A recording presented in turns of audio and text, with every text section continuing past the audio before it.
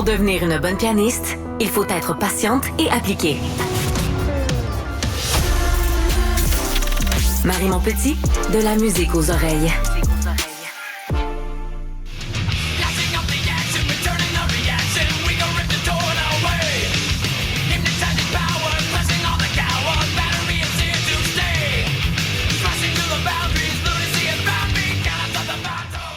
Metallica est au Stade olympique vendredi et dimanche et on en profite pour parler du signe du rock and roll, le signe du diable avec André-Sylvain Latour, chef de la direction à Cube Radio. Salut André-Sylvain. Chef de la rédaction, merci.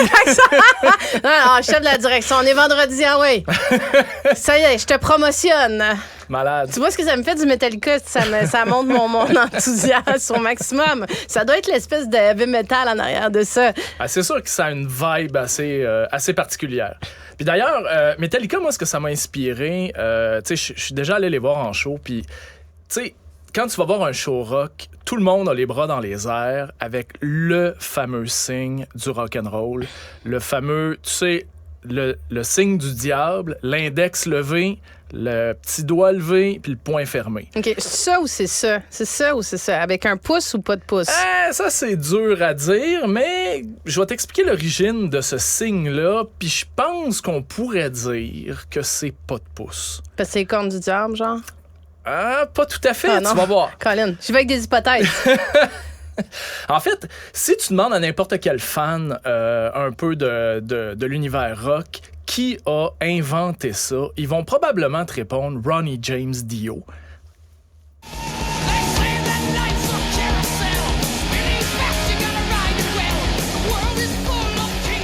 Bon, là, alors, dans toute mon ignorance, je vais dire, mais qui est Ronnie James Dio? Alors, Ronnie James Dio, c'est lui qui a remplacé en 1980 Ozzy Osbourne à la tête ou comme frontman du groupe Black Sabbath.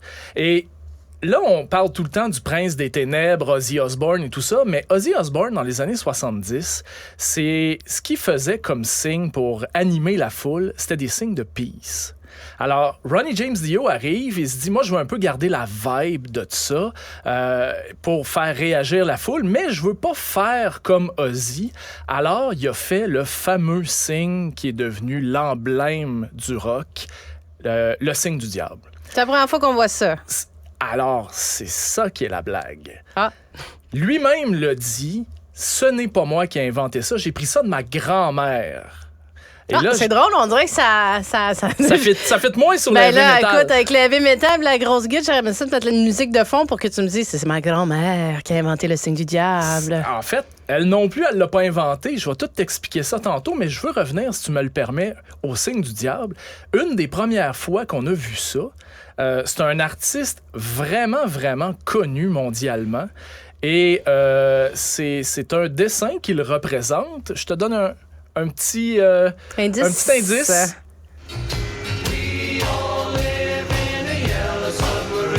Ouais, OK, les Beatles, Yellow Submarine. Exactement. En janvier 1969, quand ils ont sorti cet album-là, qui est la couverture du disque est dessinée, et on peut voir sur le dessin de John Lennon ce signe-là.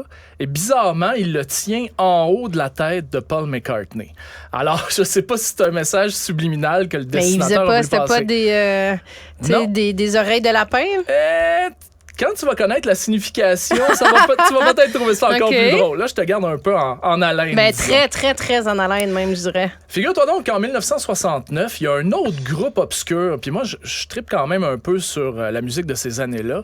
Puis c'est un groupe que j'avais jamais entendu parler. C'est le groupe Coven. Et Coven, en 1969, bizarrement, il y avait le bassiste qui s'appelait Oz Osbourne, qui n'est pas Ozzy. Et leur première chanson s'appelait Black Sabbath. Donc, on peut se demander, là, eux autres, très clairement, les deux des membres du groupe font le fameux signe heavy metal sur l'album. Et eux, c'est directement lié aux messes noires et au satanisme dans la musique. Ils ont carrément une chanson, si on peut dire, sur leur album, et c'est une messe noire. Et pendant leur spectacle, ils faisaient des messes noires. Donc, c'est un peu à ça que c'est relié, si tu veux, l'idée d'un peu le diable à travers, dans la musique heavy metal et tout.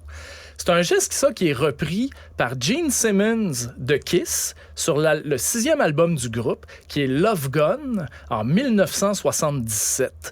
Puis d'ailleurs, je ne sais pas si tu t'es un peu renseigné sur Gene Simmons, mais c'est un homme d'affaires extraordinaire et il a essayé de mettre la main sur la propriété intellectuelle de ce signe-là en disant « c'est moi qui l'ai fait en premier ».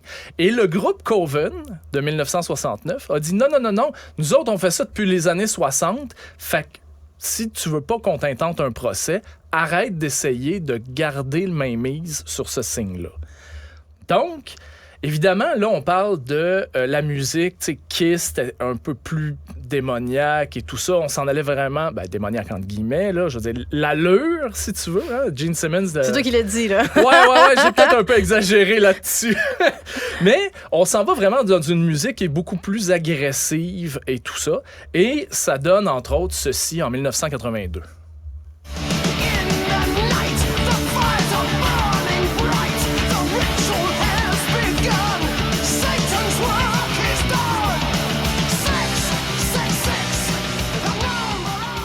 Iron Maiden, évidemment, avec Number of the Beast, donc ça peut pas être plus directement lié au satanisme que ça. Et là, à travers tout ça, évidemment, il y a tout le débat public. Est-ce que le heavy metal est une musique, finalement, qu'on doit interdire aux jeunes? Et ça fait grand bruit, ça, aux États-Unis. Et il y a même le chanteur de Twisted Sister, en 1985, qui est allé témoigner devant le Congrès américain en ce qui concerne, justement, les avertissements parentaux qui sont sur les disques maintenant. Donc, les Américains se demandaient, est-ce qu'on doit interdire ce type de musique-là? Pour les moins de 21 ans, peu importe, là, 13, 16, OK? Ouais, pour les plus jeunes. Et... fun fact comme ça, il voulait avoir le chanteur de Motley Crue, en réalité, Vince Neil. Et Dee Snider, selon lui, a dit Vince Neil n'avait pas la capacité de maintenir un argumentaire à niveau aussi élevé. Donc, moi, je vais y aller. Et Dee Snider était un homme de famille à ce moment-là, pas de drogue, pas de boisson, très, très posé et capable d'argumenter là-dessus. Il était question de l'interdire parce que c'était satanique, c'est la musique du mal. Oui, exact, c'était la musique du mal. Et là, on rentre un peu plus dans l'extrême avec un mouvement qui est surtout né en Scandinavie, dans les pays scandinaves, qui est du black metal. Là-bas, ils ont vraiment fait un rejet de la religion chrétienne et ça donne des choses comme ça.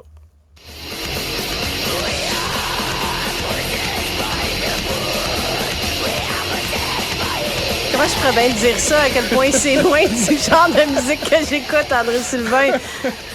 Je pense que je m'en remettrai pas de cette chronique-là. Écoute, sincèrement, c'est pas ma tasse de thé non plus. C'est le groupe Gorgoroth c'est la chanson Possessed by Satan, donc possédé par Satan. Et je pense que c'était le refrain. J'ai un peu l'oreille musicale, mais j'avoue que... Écoute, je suis en train de repasser ça dans ma tête sur ce que j'ai entendu. Peut-être qu'on devrait le réécouter. Mais...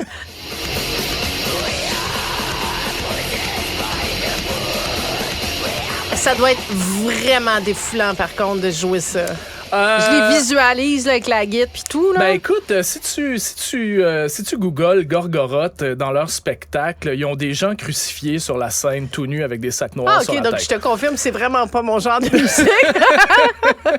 Wow! Bon, ça, c'est pour le côté satanique de ce signe-là. Mais la réalité... c'est que le fameux signe du diable, le signe heavy metal, n'a absolument rien de satanique. Non, mais j'attends le punch, moi, depuis tantôt, de savoir justement si c'est associé au diable ou pas. Alors, regarde bien ça. Dans les recherches que j'ai faites, je suis remonté en Grèce antique. Et c'est de là que ça vient, ce signe-là, normalement. Donc, je te fais une petite histoire. Le roi Minos... arrête pas de dire à son peuple qu'il y a une relation extraordinaire avec les dieux. Donc, il demande à Poséidon, pour le prouver, de lui de lui faire sortir un énorme taureau blanc des eaux. Et comment je pourrais dire comment j'étais pas prête à aller là après la musique qu'on vient d'entendre? Me semble que la transition est rough, là, mais je t'écoute. Ah ben attends, l'histoire l'est pas mal aussi. Alors, Poséidon dit « OK, je vais te sortir un taureau blanc des eaux, mais tu vas devoir le sacrifier une fois qu'il va être sorti. » Mais Minos trouve que le taureau est tellement beau qu'il décide de le garder. Alors forcément, Poséidon est pas content, donc il décide de se venger. Et là, la vengeance est un plat qui se mange froid. Disons que la conjointe... En tout cas, moi, personnellement, si j'avais été le roi Minos, je me serais vraiment posé des questions. Alors, il décide d'insuffler l'amour de la bête à la femme du roi Minos, qui s'appelle Pasiphae. Donc, Pasiphae tombe follement en amour avec le taureau blanc. Donc, elle va voir un architecte sculpteur du temps qui s'appelle Dédale. Un amour dans le sens de affection ou dans le sens de elle veut se marier avec? Un amour dans le sens de elle veut... c'est ça. D'accord. Ben, regarde, Dédale lui fabrique une vache en bois sur roulette qui recouvre d'une peau de bête. Et Pasiphae se cache à l'intérieur et elle attend le taureau blanc en question qui fait, j'allais dire sa petite affaire, mais il fera peut-être sa grosse affaire finalement. Je vais pas finir cette chronique-là, c'est ça. Alors Pasiphae tombe enceinte du taureau et a un enfant illégitime qui est Astérion, que tu connais peut-être plus sous le nom du Minotaure. Et Dédale va alors construire un labyrinthe pour Minos pour cacher l'enfant illégitime. Alors le peuple, qui veut se moquer de son roi, fait le geste des cornes de vache. Des cornes du Minotaure. Wow. C'est ça l'histoire de ce signe-là. À partir de là, évidemment, c'est rentré dans la culture populaire et dans les pays méditerranéens, entre autres en Sicile, qui est l'origine de la grand-mère de Ronnie James Dio, que je te parlais au début. Ils ont intégré ça dans leur culture pour chasser le mauvais œil ou pour te traiter de cocu. De cocu, c'est ça que j'allais dire. Là, écoute, ça vient de me revenir en tête que ça, c'est cocu. Exact. Donc, alors, ça n'a rien à voir avec le diable et le heavy metal. Ça n'a rien à voir avec le diable et le heavy metal. Ça a tout simplement été repris de cette façon-là. Donc, moi, je dirais tout simplement que quand on est sur le bord du stage et qu'on fait ce signe-là au groupe en avant de nous, on leur dit, dans le fond, c'est toute une gang de cocus. Alors voilà, c'est ça l'origine de ce signe-là. Rien à voir avec le diable, désolé. Mais quand même, on a parlé de vaches en bois. Bon, mais écoute, André-Sylvain Latour, chef de la rédaction à Cube Radio, nous voilà mieux instruits. Puis écoute, on utilisera le signe peut-être avec prudence ou avec double signification. Il y a quelque chose de le fun de pouvoir utiliser un signe en disant « Tu comprendras ce que tu comprendras du signe que j'utilise. » Tout à fait. Ou bien on a du fun, ou bien il y en a d'autres qui en ont eu à notre place. Voilà. Merci beaucoup.